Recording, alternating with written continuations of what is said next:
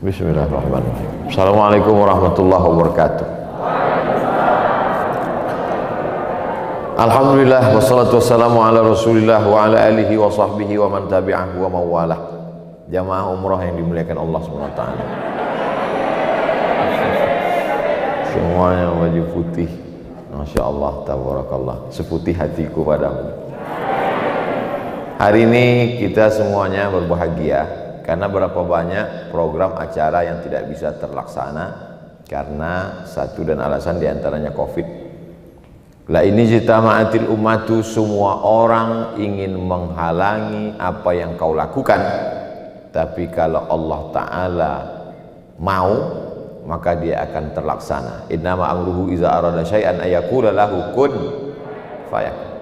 Kalau pagi ini kita bisa berkumpul bersama, sesungguhnya di sana ada doa dari orang-orang lain yang mungkin kita bantu, kita tolong, dan bukan karena doa kita.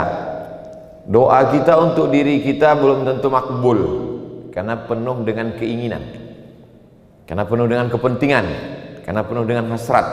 Tapi doa orang lain untuk kita insya Allah makbul. Kenapa demikian? Karena orang lain mendoakan kita pasti ada ketulusan di sana. Betul atau tidak? Tak banyak yang percaya.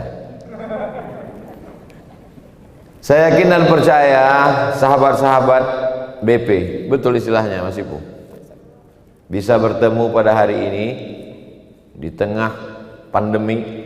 Kita tetap ikut protokol kesehatan karena ada doa sebagian orang-orang yang ditolong oleh sahabat-sahabat BP, bil khusus orang Pekanbaru yang baru dapat mobil BP.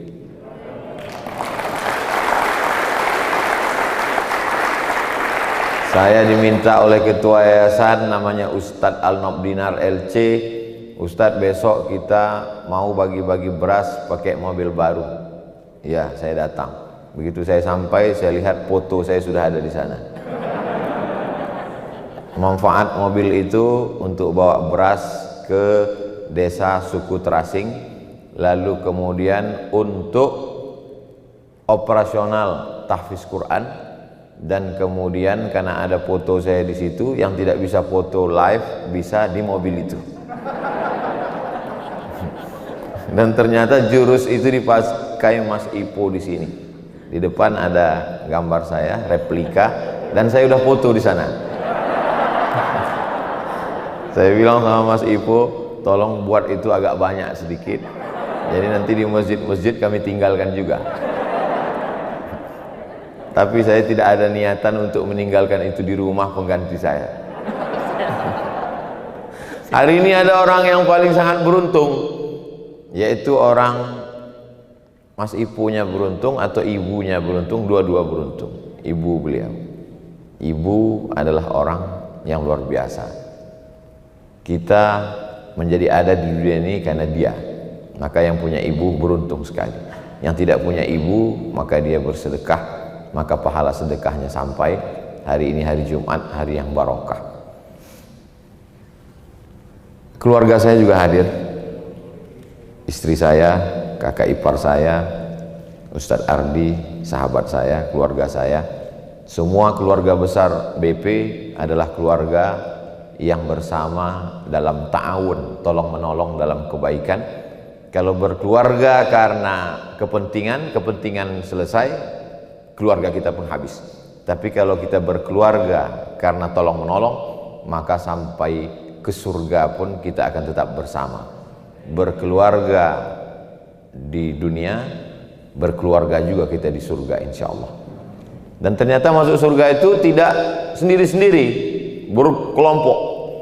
Wasiqal ladzina taqaw rabbahum ilal jannati zumara. Zumara artinya bergrup-grup, kelompok-kelompok. Dan insya Allah yang dipanggil nanti salah satunya grup BP masuk juga. Yang nggak bilang amin dipanggil juga. Saya tidak ada angin, tidak ada hujan, tiba-tiba kenal dengan Mas Ipu sudah lama. Tempat saya ceramah namanya Masjid Akramun Nas Unri, Universitas Riau. Di depan Unri itu ada rumah salah satu tokoh masyarakat Riau, umurnya 80 sekian tahun. Dia beli satu buku Dan buku itu dia bagi-bagikan ke kawan-kawan saya, ke ustadz, ke dosen. Karena saya tidak datang ketika itu, buku itu dikirim ke saya. Sampulnya gambar Mas Ipu. Apa judulnya itu Mas Ipu? 7 keajaiban zikir. Kata dia, Ustadz Somad, iya Pak Haji, ini orang Pekanbaru.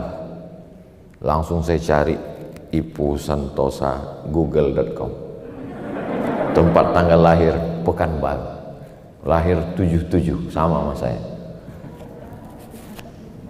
Mana tahu ada yang bilang saya lebih tua, itu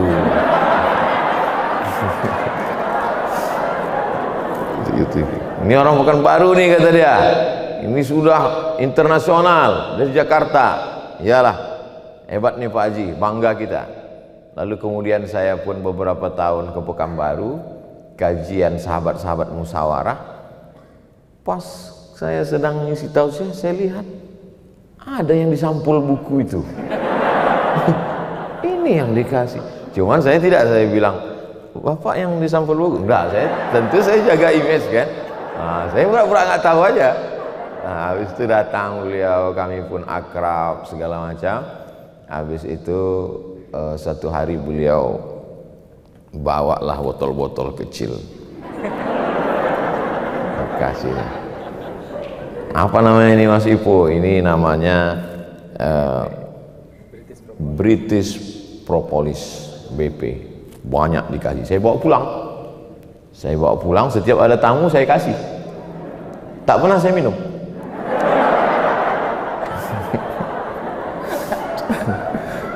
Lalu kemudian tiba-tiba maaf, beribu maaf, buang air kecil saya keruh, warnanya hampir macam warna teh tarik. Saya dipesan sama jamaah-jamaah kita, Ustadz apapun yang terjadi jangan ke dokter, kecuali Ustadz kenal betul, keluarga dekat, amanah, jamaah dekat. Iyalah saya bilang. Jadi saya berdoa aja. Ada satu botol tinggal.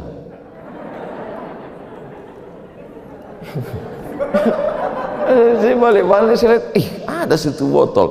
Ingat saya pesan beliau, teteskan 5 tetes katanya. Jadi pagi itu saya teteskan 11 tetes. Kalau sudah tetes saya minum. Pas saya minum pahit rupanya. Saya minum, waktu itu nyeri pinggang sebelah kanan sama sebelah kiri, mau putus pinggang saya ini. Habis itu saya minum 11 tetes pagi, lalu kemudian seminggu saya minum, tidak saya tinggalkan, seminggu hilang sakit pinggang saya itu. Jernih. Cerita ini belum pernah saya ceritakan. Artinya cerita ini masih baru. Kalau tak percaya carilah di YouTube, belum ada. Seminggu saya minum. Lalu kemudian setelah itu teruslah saya lanjutkan. Setelah bersih itu tetap saya minum. Beberapa hari ini tidak minum lagi karena udah habis.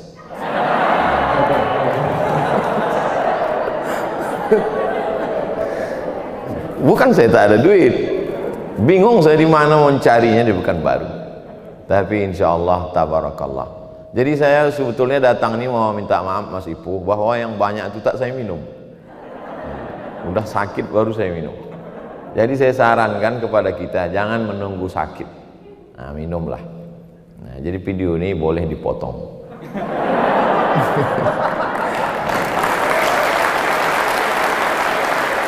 Tapi jangan kalian potong, ini nanti tentu diupload. Saya khawatir kan sekarang banyak orang Mas Ipu, dia yang ya paketnya tak terlalu banyak. Jadi dia kalau nonton video yang agak-agak 30 menit itu dia maunya yang 2 menit dipotong. Saya khawatir yang dipotong tadi, yang di awal yang bilang dapat banyak nggak diminum itu. Nah itu. Maka tontonlah video aslinya. Saudaraku yang dimuliakan Allah Subhanahu wa taala. Islam mengajarkan kita ada yang namanya usaha. Usaha menjaga kesehatan. Maka salah satunya adalah kita berusaha. Ya inilah usaha. Lalu kemudian rezeki juga begitu. Rezeki juga begitu. Kalau sudah tertulis untuk kita, maka dia tidak akan berpindah kepada orang lain.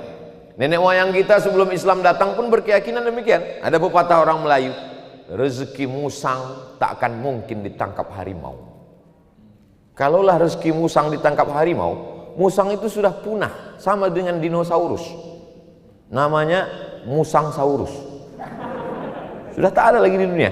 Tapi buktinya musang hidup, kucing hidup, kucing hutan hidup, harimau hidup, singa pun hidup. Karena rezekinya sudah dijamin masing-masing. Tapi buah yang matang tidak akan mungkin jatuh kalau tidak kita jolok. Dan andai pun jatuh tak akan mungkin bisa kita dapat kalau tidak kita tangkap. Dan yang sudah di depan mata pun tidak akan mungkin masuk ke mulut kita kalau tidak kita pakai kudrat dan iradat. Kudrat kemampuan, iradat kehendak, keinginan.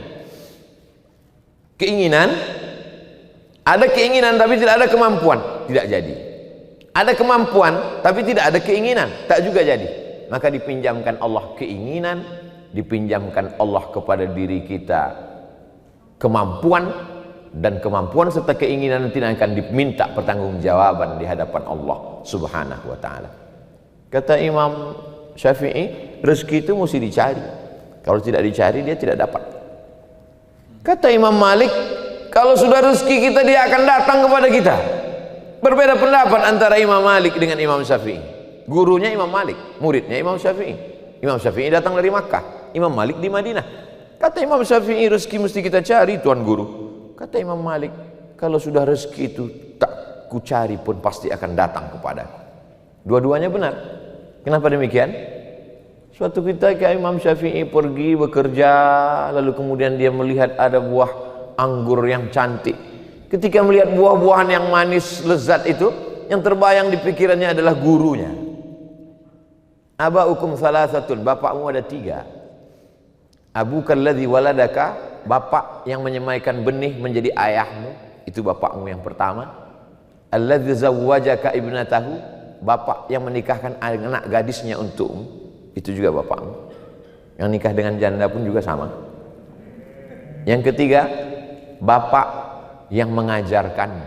Wa huwa afdaluhum, di antara bapak yang 3 ini, bapak kandungmu, bapak mertuamu, yang paling afdal adalah yang mengajarkan ilmu kepadamu. Maka ketika dia melihat buah kurma, yang dia ingat buah anggur, yang dia ingat gurunya itu Imam Malik. Ini guruku, Malik guruku. Maka dia bawakan ke gurunya. Begitu sampai apa kita ke Imam Malik. Betul kan? Kalau sudah rezekiku, dia pasti akan datang kepadaku. Buktinya engkau yang membawakan kemari, Syafi'i. Kau yang mencari, tapi dia datang kemari. Jadi memang ada rezeki orang yang dibawakan, ada rezeki yang mencari sendiri, tapi rezeki jaminan Allah Subhanahu wa taala. Saya tidak ingin setelah selesai ini semuanya bersikap seperti Imam Malik. Karena kita belum tentu punya murid seperti Imam Syafi'i.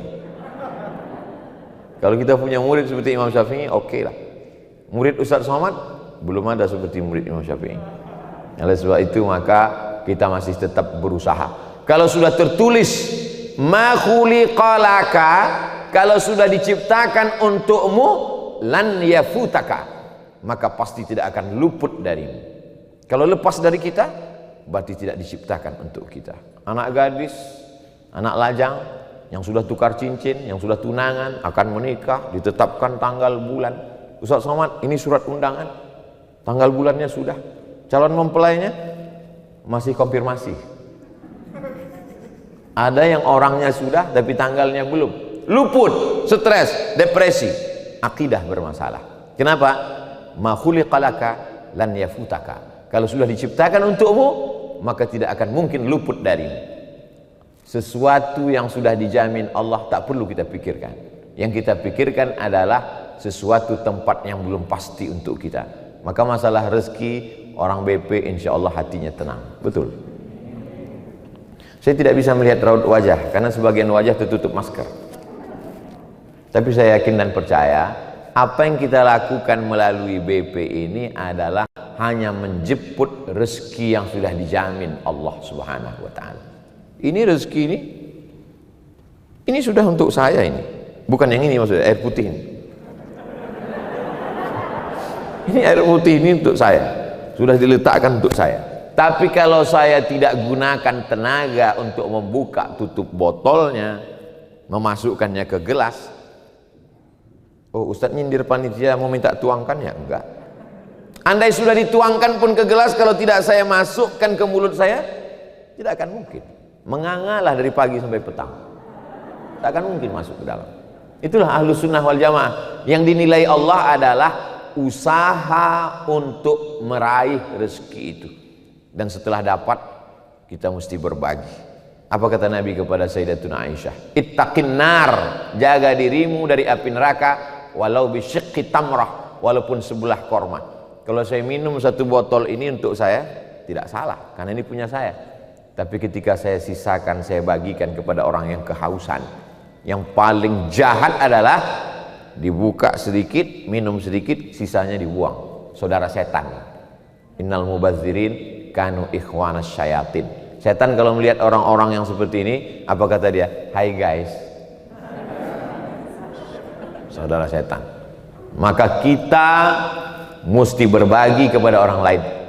Maka yang membanggakan dari BP adalah ketika dia dapat, spiritnya adalah menolong, ta'awun, berbagi kepada guru mengaji, berbagi kepada banyak hal yang kita perlu ceritakan, tapi banyak juga yang tak perlu kita ceritakan antar intern, karena sekarang banyak hal-hal yang baik justru dijadikan target kejelekan buat orang-orang yang hatinya jelek. Saya tidak ingin ceritakan semua yang dilakukan oleh BP, tapi ada yang perlu. Kenapa? Untuk riya, untuk sombong, untuk angkuh, tidak. Wa amma bi ni'mati rabbika fahaddits, bercerita tentang nikmat. Salah satunya adalah, itulah hadiah yang kami terima di Pekanbaru beberapa hari yang lalu. Videonya bisa ditonton di channel Tabung Wakaf Umat Official. Subscribe, like, and share. Bukan channel saya. Kalau channel saya, channel Yayasan Tabung Wakaf Umat. Dan hasil dari itu semua untuk fakir miskin, anak yatim, du'afa, programnya 16. Dan salah satunya adalah disupport dari BP. Tak ada angin, tak ada hujan, Mas Ipo menelpon, Assalamualaikum. Waalaikumsalam. Ustaz Somad? Ya. Oh, tidak langsung ke saya, melalui orang lain. Ini ada mobil operasional untuk dikasih ke Ustaz Somad. Saya bilang tolong kirim gambarnya dulu. Kirim gambar, saya lihat double cabin. Dalam hati saya, kalau ini aku udah punya. Bagus ini. Kami masuk ke suku pedalaman, masuk hutan keluar hutan. Ini penting sekali, karena kita dalam beberapa bulan sekali masuk. Guru mengaji kita kirim, beras kita kirim. Maka ini penting sekali. Man jahaza ghazian faqad ghaza. Siapa yang menyiapkan tombak, baju besi, alat perang, sesungguhnya dia sudah sama seperti orang yang berperang. Jadi orang BP dapat catatan masuk ke suku pedalaman, walaupun dia tidak masuk ke suku pedalaman. Yang masuk itu cukup aku saja. Masuk ke dalam pedalaman itu berat, saudaraku. Biarlah aku aja. Jadi yang dilakukan oleh saudara-saudaraku sekalian, dari seperak, 2 perak, seringgit, 2 ringgit yang kalian kirimkan, itu sudah menjadi amal yang luar biasa. Memang yang ada gambarnya di situ gambar saya. Penyerahannya saya yang nerima. Yang membawanya ke dalam saya, tapi pahalanya boleh jadi pahala saya sudah dihabiskan oleh viewer, subscriber, dan haters. Adapun saudara-saudaraku diam, kalian hanya sembunyi saja di balik layar, kalian diam saja, tapi dalam diam itu kalian terus mentransfer. Maka inilah yang luar biasa. Kalau target hidup cuman kerja, dapat duit, nikah, punya anak, punya rumah, punya mobil, habislah sudah cita-citamu. Apa beda engkau dengan ikan mas koki? Mas koki itu kan itu, pergi sana, pergi sini, makan, pergi sana, pergi sini, makan, pergi sana, pergi sini, makan, mati lampu, mati. Dapat duit, nikah, punya anak, kerja, punya rumah, punya mobil, liburan, selesai hidup. Apa beda kau dengan burung perkutut? Tidak ada cita-citanya ke depan. Maka mesti punya cita-cita yang luar biasa ke depan. Saya tak tahu entah apa sebetulnya cita-cita BP ini. Yang jelas dikirimnya saya gelas, gambar saya. Kirimnya mobil, gambar saya. Dan itu dibuatkannya gambar saya di depan. Tapi saya berharap mudah-mudahan kerjasama kita ini dalam amal-amal kebaikan yang lebih besar. Saya mau BP punya sekolah tahfiz Quran gratis. Saya mau ada masjid, selama ini Masjid Al-Ikhlas, Masjid At-Taubat. Kau sholat di mana? Masjid BP. Tidak pakai kubah. Lambangnya apa? Botol.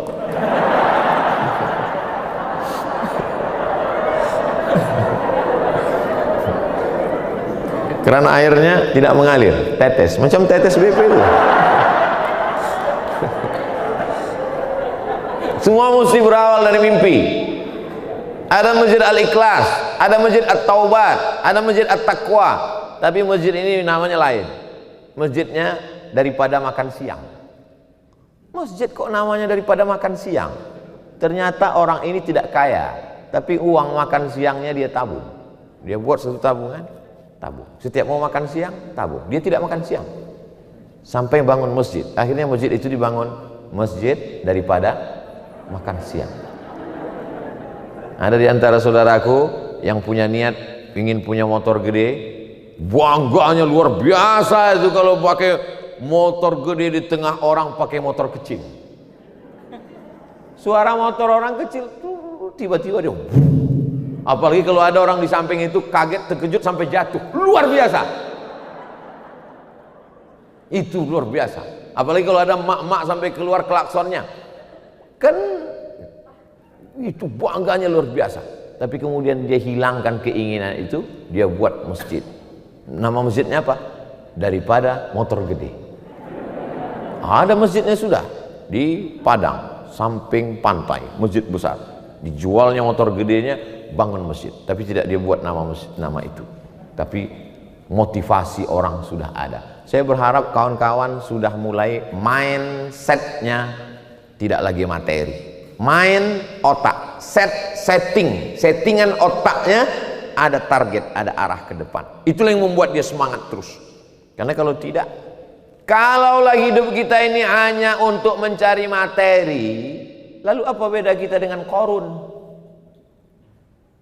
Qarun itu apa kata dia? Kharaja ala qaumihi bizinatihi. Dia kalau keluar menjumpai orang-orang yang ada di sekitarnya, bizinatihi, dengan membawa segala macam perhiasannya. Ketika dia keluar dengan perhiasannya yang pernak-pernik segala macam itu, lalu mereka pun berbisik-bisik, ya laitalana mislama utiya Qarun, ya laitalana mislama utiya Qarun. Andai kita punya seperti punya Qarun. Makin dia terdengar suara itu, makin bangga mendongak. Jadi kalau ada di antara kita yang suka keluar bawa perhiasan dan mendengar orang berbisik, besar sekali rantainya, wow, darah tinggi kuman, wah itu luar biasa. Itu keturunan Qarun itu. Jangan-jangan namanya bin Qarun.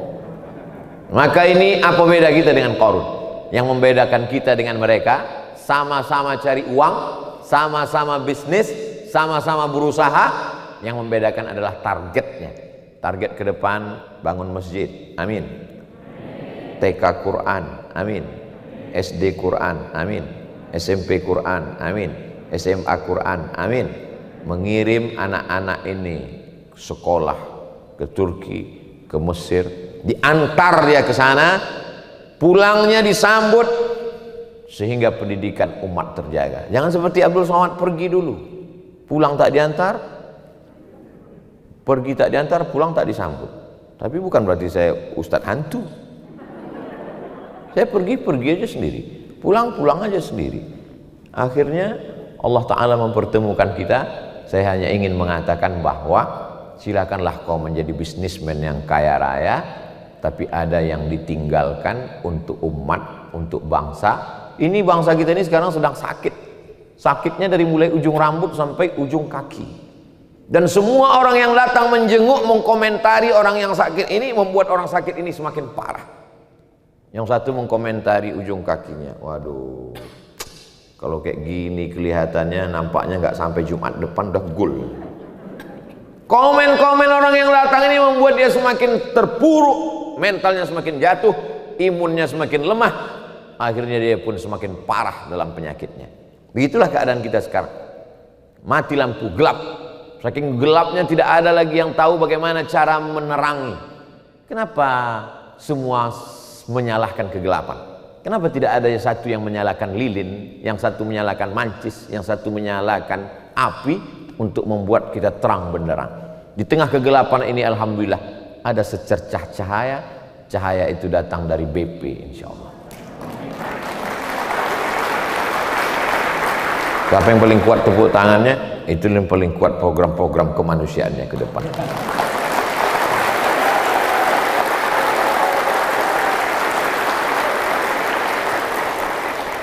Saya masuk hutan keluar hutan ini sudah sejak bertahun-tahun.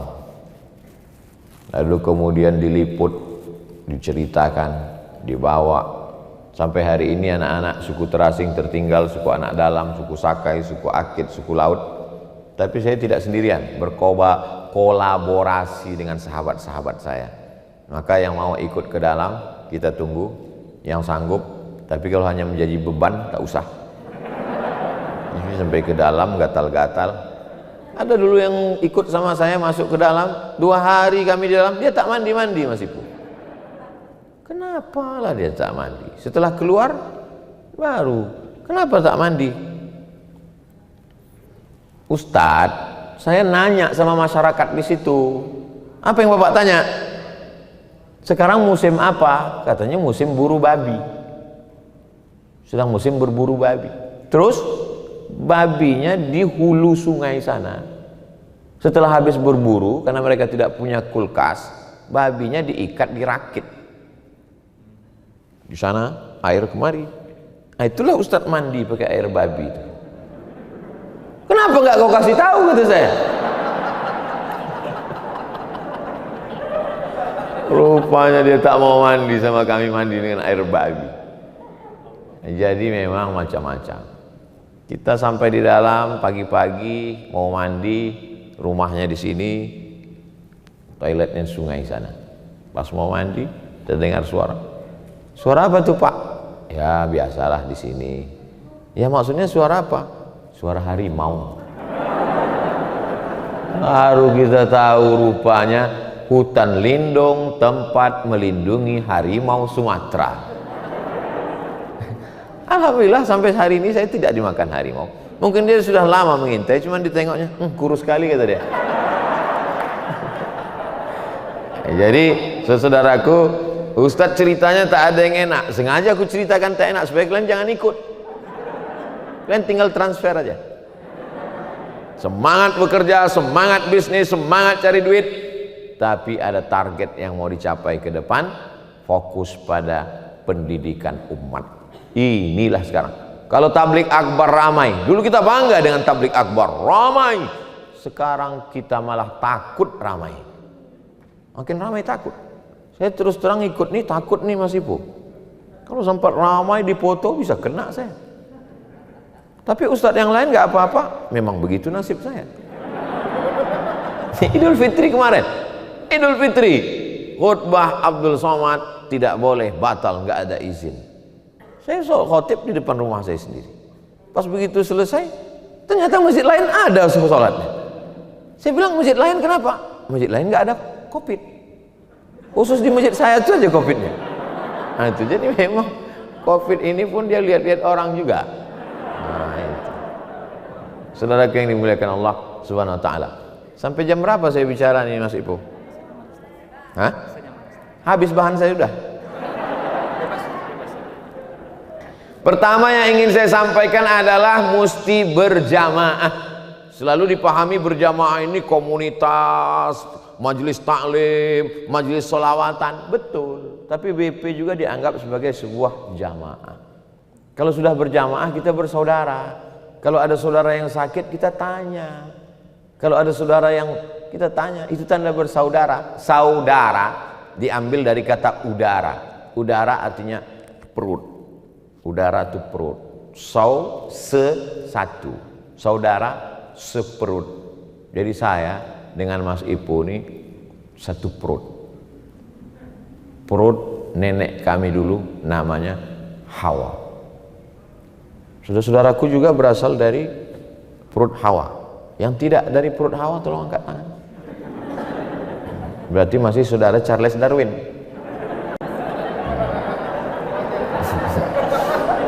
Jadi kalau sudah bersaudara, tentu kita tidak mungkin mengkhianati saudara kita. Kalau sudah bersaudara, prinsip orang bersaudara, kalau ada saudaranya senang, itu saudara dia. Itu yang kaya, yang hebat, yang mobil mewah, yang rumah besar, oh itu saudara saya. Saudaramu itu, iya. Kemarin dia ditangkap KPK dulu. Kita selalu mengaku saudara kalau dia berhasil. Kalau dia gagal lalu kita katakan dia bekas, bukan saudara saya. Ini tidak benar. Jadi anggaplah ini sebagai sebuah jamaah. Tapi yang kita pentingkan bukan cuma dunianya. Kita begitu amat sangat perhatian pada kesehatannya. Ustadz Somad mesti cuci tangan, hand sanitizer, pakai masker. Kalau ketemu orang jangan salaman, jangan cipika-cipiki, jangan pelukan. Ini Pak Ustadz, luar biasa ini COVID. Dia masuknya ke mulut dan ke hidung, maka mulut dan hidung harus disumbat. Dan kabarnya ini COVID bermutasi, tak lama lagi dia masuk ke telinga. Telinga pun mesti disumbat juga kalau begitu. Na'udzubillah. Maka kita amat sangat perhatian pada yang bersifat fisik. Tapi yang bersifat spiritual, batin kita tidak peduli. Maka kelebihan Islam ini adalah kepedulian yang bersifat spiritual. Kalau kita berada di tepi jalan, tiba-tiba ada kawan yang mau menyeberang. Ada orang yang mau nyeberang jalan, kita tidak kenal dengan dia, sama-sama tegak berdiri mau nyeberang jalan. Mungkin dia lalai, mungkin dia linglung, ada truk besar yang bus, maka kita spontan menarik tangan dia, menyelamatkan dia. Karena kita takut dia kecelakaan, dia mati, ditabrak, pecah kepalanya. Tapi ketika ada orang yang buat dosa, buat maksiat, kita cuek aja. Ah biarlah Pak Ustadz, itu kan privasi dia, ngapain kita urus-urus. Dan orang juga begitu sekarang. Uang-uang saya, yang nyabu saya, yang mabuk saya, yang sakau saya, apa urusan kamu? Memang betul. Tapi kalau tsunami datang, memang yang hancur rumah kau aja. Kalau gempa bumi datang, memang yang terbelah. Wattaqu fattaqu fitnatan la tusibanna alladhina zalamu minkum khassah. Takutlah kamu kepada azab. Kalau dia datang, dia tidak menimpa yang jahat saja, yang baik-baik pun juga kena. Angin puting beliung kalau dia datang, dia berputar, twister, semua dia gulung. Dia tidak akan berhenti. Oh ini rumah Ustadz Somad, cari yang lain lah. Pas dia mau dekat, oh ini BP, yang lain lah. Enggak, semua dia hancur, dia hantam. Maka ini prinsip berjamaah. Prinsip jamaah ini mesti kita jaga. Berjamaah di dunia, bertetangga di surga insya Allah. Saya ingin bertetangga dekat dengan Mas Ipu di surga. Begitu sahabat-sahabat BP ini masuk ke dalam surga, heran mereka. Pas masuk surga, ditengoknya, mana Ustadz Somad yang dulu ngajak-ngajak ke surga? Kok dia nggak ada? Tanya sama malaikat, malaikat Ustadz Somad di mana? Kata malaikat, dia di VVIP. Amin kanlah. Itu maksud saya ceritanya. Begitu cara mengaminkan. Itu namanya trik amin. Dan itu dilakukan sahabat Nabi.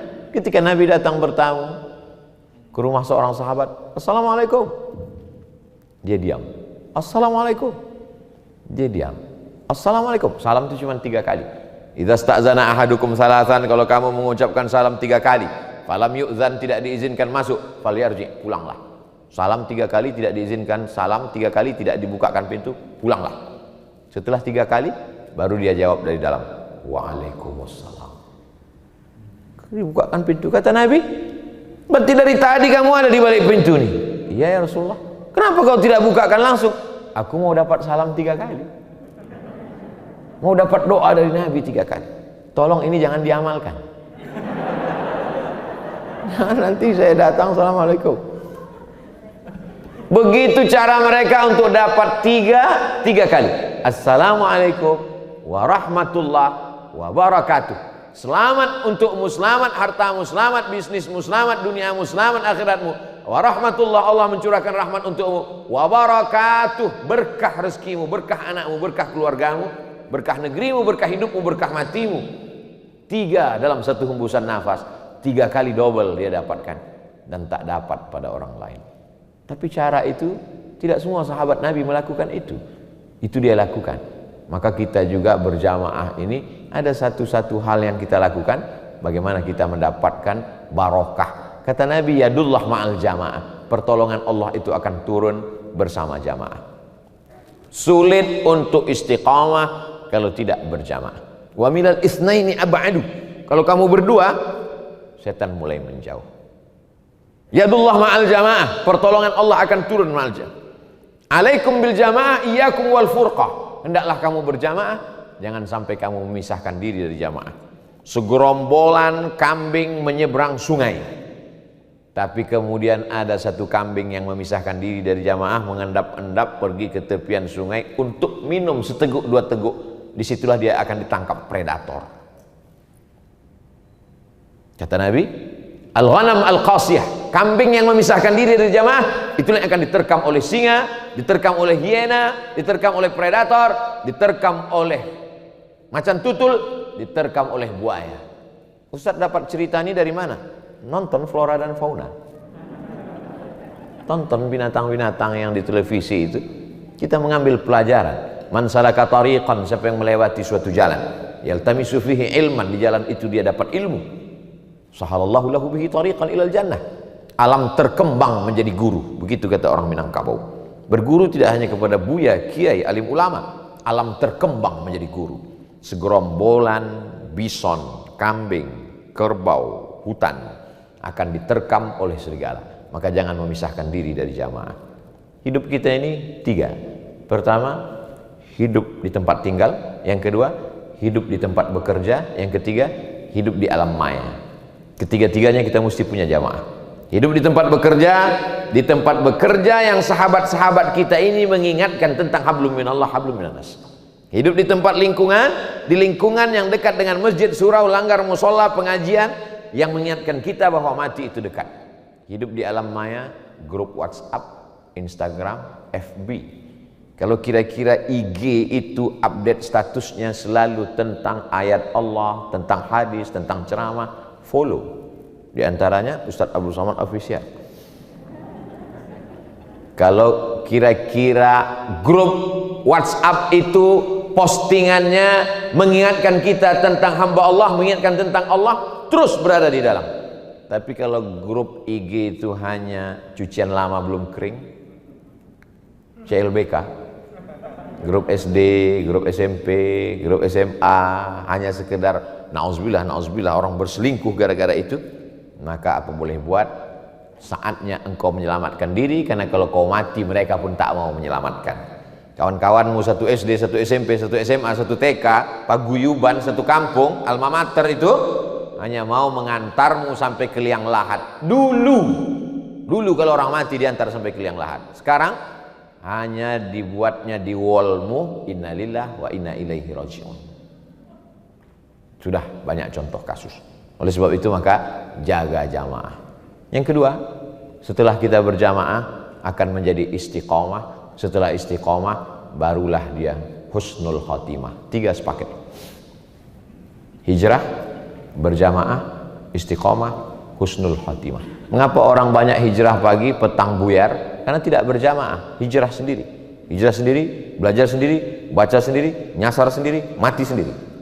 Tidak bisa. Kita mesti bersama. Kebersamaan kita bukan hanya di sini, sampai mati pun kita tetap bersama. Kalau Abdul Somad mati, saya yakin dan percaya sahabat-sahabat BP paling tidak mengirimkan Al-Fatihah, Yasin, Qul Huwallah. Yang tidak mau kirimkan ayat Quran, Allahumma firlahu warhamhu wa'afihi wa'afu anhu. Betul. Cuman 2 orang yang mau ngirim. Ini semua kebersamaan bukan cuma di sini. Kebersamaan bukan cuma dalam bisnis. Kebersamaan sampai ke liang lahat, kebersamaan sampai ke surga, Ya Rasulullah, ya Allah, ya, aku masuk ke dalam surga, tapi orang yang bersama denganku dulu, satu majelis ilmu denganku, satu sholat denganku, sama-sama berbuka puasa denganku, tidak ada di dalam surga. Apa kata Allah Ta'ala? Cari dia ke dalam neraka. Maka orang ini pun pergi masuk ke dalam neraka, mencari orang yang imannya sebesar biji sawi. Selalu ustadz-ustadz mengumpamakan benda kecil sebesar biji sawi. Sementara ini orang nggak pernah melihat pohon sawi. Sebesar apa sih? Mohon maaf, tai coro, kecoa. Sebesar itu imannya ada. Apa kata Allah? Akhrijhu minan nar. Tarik tangannya, bawa dia ke dalam surga. Syafaat orang soleh. Seringkali jamaah, Ustadz Somad, tatap wajah saya, tolong cari saya nanti di neraka Ustadz. Kau kok pede kali masuk neraka? Heran saya nengok jamaah yang pede sekali masuk neraka. Jelas-jelas Nabi mengatakan man qala la ilaha illallah Muhammadur Rasulullah dakhalal jannah. Siapa yang mengatakan la ilaha illallah Muhammadur Rasulullah masuk surga. Jadi kita ini pedenya mesti pede masuk surga. Mestinya komunitas BP ini bertanya ke kawan-kawan, siapa di antara kalian yang masuk neraka? Siapa biar kuselamatkan. Sombong sekali Pak Ustadz. Kita bukan sombong. Jangan sampai kita memahami agama, lalu agama pemahaman sempit itu membuat orang menjadi takut beragama. Makanya saya kalau pergi ke beberapa daerah dulu, zaman tablik akbar, ke masjid itu cuma sekali. Lebih banyak saya ceramah di tanah lapang, sepak bola, di gor, di hotel. Kenapa? Karena ada beberapa orang yang takut mendengar ceramah pengajian ke masjid. Aku kalau pengajiannya di tanah lapang sepak bola mau, lapangan futsal mau. Tapi kalau di masjid takutlah. Kenapa? Ceritanya neraka terus. Aku kalau ke masjid takut Pak Ustadz. Kenapa? Teman saya 2 kali ke masjid, pas ketiganya meninggal. Jadi di agama itu ditangkapi, dipahami dengan horor, menakutkan, mengerikan. Kenapa orang tidak bercerita tentang nikmat kubur? Kenapa selalu bercerita tentang azab kubur? Supaya orang takut Pak Ustadz. Iya, tapi dalam agama itu diajarkan basyiru, berikanlah kabar gembira. Ada tentang nikmat kubur yang luar biasa. Nikmat kubur, kuburnya sejauh mata memandang, lapang, luas. Kuburnya mengalir taman-taman surga. Bukankah di antara doa yang diajarkan, Allahumma ja'al qabrahu raudhatan min riyadil jinan. Jadikanlah kuburnya salah satu dari taman-taman surga. Memang betul, ada kuburan yang jadi lubang neraka. Tapi ada juga kuburan yang menjadi taman surga. Insya Allah kuburan orang BP belum lagi, jangan amin langsung. Kuburan orang BP taman-taman surga insya Allah. Al-arwah junudun mujannadah. Ruh itu seperti pasukan bala tentara. Ruh orang hidup dengan ruh orang mati ketemu saat tidur. Ruh itu digenggam Allah Subhanahu wa taala. Di saat itulah bertemu ruh orang mati dengan orang tidur. Jadi jangan heran aku tadi malam bermimpi ketemu almarhum bapakku, ketemu almarhum ibuku, ketemu almarhum adikku. Kapan? Ketika sedang tidur, ruh digenggam Allah. Lalu kemudian orang yang hidup, ruhnya ditiupkan lagi. Ketika ditiupkan itu dia berkata, Alhamdulillahilladzi ahyana ba'dama amatana wa ilaihin nusyur. Ada orang yang ruhnya ketemu dengan ruh Nabi Muhammad SAW. Itu yang dikatakan Nabi, man ra'ani fil manami faqad ra'ani. Siapa yang melihat aku dalam tidurnya, sungguh dia sudah melihat aku. Kenapa? Ruh almar'u ma'aman ahab. Ruh orang yang saling mencintai, berkasih sayang akan selalu bersama. Ada seorang sahabat di Sudan, dari Pekanbaru ke Jakarta, dari Jakarta ke Sudan, di atas Mesir, Saudi Arabia, Mesir, Sudan, Afrika. Beberapa hari ini kami sebut namanya karena ada kawan saya mau mendaftar. Saya mau daftar S3 Ustadz Somad. Ya, nanti saya kontak kawan. Udah 3 kali. Kemarin dia WA saya, Bang, aku lihat engkau dalam mimpi selama seminggu ini 3 kali. Sepekan ini dia mimpi sama saya 3 kali. Masya Allah, tabarakallah. Kami sebut nama dia 3 kali karena ada sahabat yang mau daftar S3. Ternyata kontak connecting terjadi. betapa ruh orang beriman sesuai dengan sabda Nabi, almar'u ma'aman ahab. Kalau kuat persaudaraan kita di BP ini, maka kita akan selalu teringat.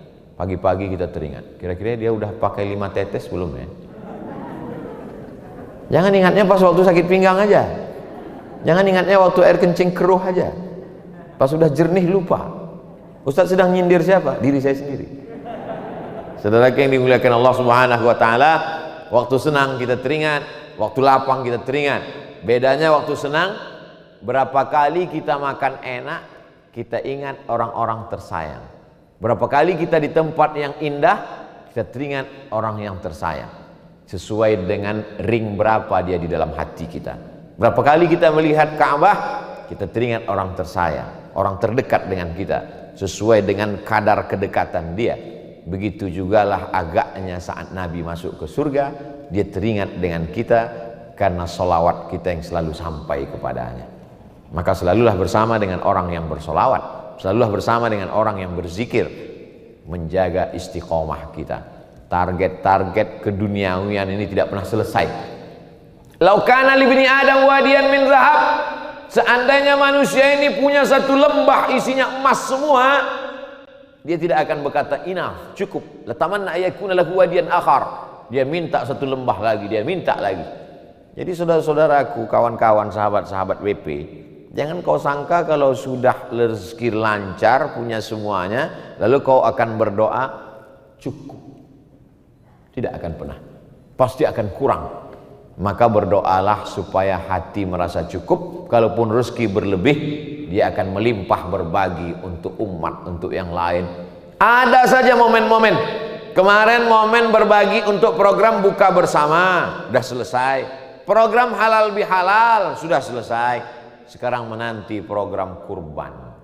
Saya sampaikan ke masyarakat perkotaan, komplek, klaster, jangan lagi kurban banyak-banyak di komplek Bapak Ibu.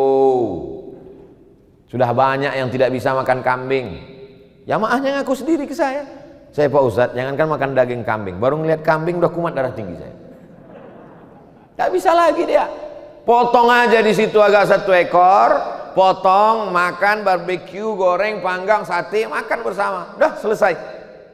Ini ada umat Islam ini kalau sudah hari raya kurban sampai dipotong penuh, datang ke masjid, pengurus masjid, ya ini uang 2,5 juta, saya 1 ekor kambing, tolong nanti antarkan ke rumah, kakinya, pahanya, kepalanya, ekornya, dagingnya. Lalu yang untuk fakir miskin mana? Saya kalau jadi panitia kurban, saya ketua masjid, kalau ada masyarakat jamaah yang model begini, Ustadz tolong ini 1 ekor kambing, kakinya, ekornya, kepalanya, badannya, jantungnya, antarkan ke rumah, kau bawa aja kambing ini, kau potong sendiri, kau makan sendiri, kau mati sendiri. Berkurban itu bukan untuk kita. Yang paling bagus itu adalah akala min kabidi udhiyatih, itu yang paling afdal. Makan dagingnya 1 suap, luqmah, pulang, potong, ambil hatinya, cuci bersih, jangan sampai ada berdarah, najis, kasih jeruk, lalu kemudian garam, panggang. Itulah makanan pertama, karena dari sholat subuh tadi tidak ada makan apa-apa, supaya lengkap puasanya 10 hari, lalu kemudian setelah itu dia makan, sisanya bagikan semua. Makanya bangga sekali kita, jamaah rupanya menyerap ceramah Ustadz Somad, maka sudah banyak jamaah yang tidak lagi mau menerima kupon. Ketika datang panitia mau ngasih, Assalamualaikum Pak Haji, Waalaikumsalam, ini ada kupon untuk kurban. Kupon jangan lagi kau antar, udah kata Ustadz Somad tak perlu kupon, dagingnya aja kau antar ke rumah. Jangan lagi, bagikan aja semuanya. Jangan lagi, bagikan aja semuanya. Ini semuanya dimasukkan ke freezer, sampai kulkas itu seminggu nggak bisa ditutup. Mau ditutup, nendang kaki sapi. Masya Allah, tabarakallah. Bagi yang sudah nyetor bayar untuk kurban, alhamdulillah. Bagi yang belum, transfer ke suku pedalaman, suku terasing, fakir miskin, anak yatim. Kalau daging itu nyaman lewat di tenggorokan kita, begitu jugalah rasanya nyaman lewat di tenggorokan mereka. Berbagi di Ramadan hanya buka puasa, nasi sebungkus 2 bungkus. Ini mulai kadarnya agak ditingkatkan. Berbagi halal bihalal hari raya hanya sekedar baju 1 pasang 2 pasang, baju koko, topi, peci, celana, mukena. sekarang kadarnya lebih tinggi, berbagi kurban. Anak-anak SD pun sekarang dibiasakan untuk berkurban. Ustadz, anak saya di SD satu kelas 20 orang berkurban. Mana ada kurban 20 orang? Kurban paling banyak 7 orang. Anaknya berpikir, mama, satu sapi kan 7 orang. Iya, kami satu sapi 20 orang, gimana nanti di akhirat naik sapi 20 orang? Bukan masalah naik sapi. Ini masalah syariat Islam mengajarkan paling banyak hanya 7. Naharna ma'an Nabi sallallahu alaihi wasallam amal Hudaybiyah. Kami pada tahun Hudaybiyah tahun ke-6 Hijrah berkurban bersama Nabi 1 ekor onta 7 orang. Adapun sekolah-sekolah mungkin anak ibu yang disuruh iuran wali kelasnya 1 orang 100.000, di situ ada 25 orang lalu terkumpul 2,5 juta, dibelikan ke 1 ekor kambing, maka sesungguhnya itu mendidik anak-anak untuk nyumbang, tapi syariatnya 1 kambing 1 orang. Anak-anak nanti nyumbang ya 100.000 1 orang, kalian semua di kelas ada 25 orang, pas nyembelihnya nama siapa? Nama wali kelas. Ibu jangan marah, bapak jangan komplain. Apa ini ibu wali kelas? Mestinya ibu dan bapak lah yang datang menemui wali kelas guru, mencium tangannya. Kenapa? Karena dia sudah menyelamatkan anak-anak kita dari buta huruf Al-Quran, menjelaskan ke anak kita la ilaha illallah. Kita yang mestinya datang berterima kasih kepada dia. Bapak wali kelas, ini 1 ekor kambing. Untuk apa? Untuk foto-foto aja, ini saya bawa pulang. Kita lah yang mestinya menolong mereka. Tapi ini syariatnya mesti dijelaskan, karena kalau tidak nanti akan terjadi kesalahpahaman tentang kurban. Saudara yang dimuliakan Allah SWT, selalu saja ada momen-momen untuk berbagi. Selesai kurban ini apalagi? Datang kita ke sekolah-sekolah fakir miskin, anak yatim, duafa, panti jompo. 1 pondok pesantren, santrinya 1.000 orang, WC-nya 10. Bayangkan antriannya itu. Maka datanglah orang BP menyumbangkan WC, toilet, kamar mandi, maka mengalirlah pahalanya. Saya nggak mau nyumbang toilet Pak Ustadz. Kenapa? Karena ada Ustadz yang ceramah mengatakan man bana masjidan, siapa yang bangun masjid maka dia nanti akan dapat masjid, rumah megah di surga. Terus saya nggak mau cuma dapat WC Pak Ustadz. Logika berpikirnya tidak seperti itu. Man yassara an mu'sirin yassarallahu anhu yaumal qiyamah. Siapa yang memudahkan urusan orang, maka Allah akan mudahkan pula urusannya hari kiamat. Begitu cara berpikirnya. Tidak ada urusan yang paling sulit melebihi urusan menahan buang air besar dan buang air kecil. Bagi yang sering kebelet tahu itu. Maka ketika kau setiapkan WC ini, makanya masjid, surau, langgar, musola yang di pinggir jalan raya, jalan lintas, itu jangan dikunci semua. Ada WC 10, masjid tidak mau memberikan bagi musafir, bukakan 1. Ini permintaan dari musafir, pesan ke Ustadz. Sampaikan nih Pak Ustadz, sering kami akhirnya buang air kecil di dinding masjid gara-gara ini. Tapi Pak Ustadz, mereka kan cuma buang air kecil aja, nggak mau mampir ke masjid, nggak mau sedekah. Ya kalian buatlah baleho besar-besar. Buat baleho besar-besar. Silakan ke toilet, tapi jangan cuma kencing aja. Masa masuk surga cuma kencing? Tunjukkan. Buatkan baleho besar macam baleho BP ini. Hebat baleho BP ini. Besar tapi tak ada gambar orang. BP. Saudara yang dimuliakan Allah Subhanahu wa taala, ini penting. Kenapa penting? Karena kalau tidak, kita hidup ini hanya berputar-putar saja. Putar sana, putar sini, sibuk sana, sibuk sini. Orang sibuk, kita sibuk. Orang ketawa, kita ketawa. Orang mati, kita insya Allah masih lambat lagi. Kenapa? Alladzi khalaqal mauta, Allah menciptakan mati. Wal hayata, Allah menciptakan hidup. Untuk apa dibuat Allah hidup dan mati? Saya merenung, pejamkan mata sejenak, terbayang kawan saya meninggal, guru saya meninggal, sahabat saya dalam dakwah meninggal, lebih muda dari saya, lebih sehat dari saya. Kenapa saya sampai hari ini masih hidup? Jawabannya Allah kasih, liyabluwakum ayyukum ahsanu amala. Allah menguji siapa yang paling baik amalnya. Ini banyak orang kepedean luar biasa. Kawan ente meninggal, ente kok masih hidup? 4 sehat 5 sempurna. Kok masih hidup? Rajin olahraga. Berapa banyak orang habis jogging mati. Jadi kenapa kita masih hidup? Karena kita masih disuruh Allah beramal amal soleh. Melalui BP, insya Allah BP menjadi wasilah amal soleh kita, insya Allah. Amin ya rabbal alamin. Saya kira itu yang dapat saya sampaikan, Mas Ipo.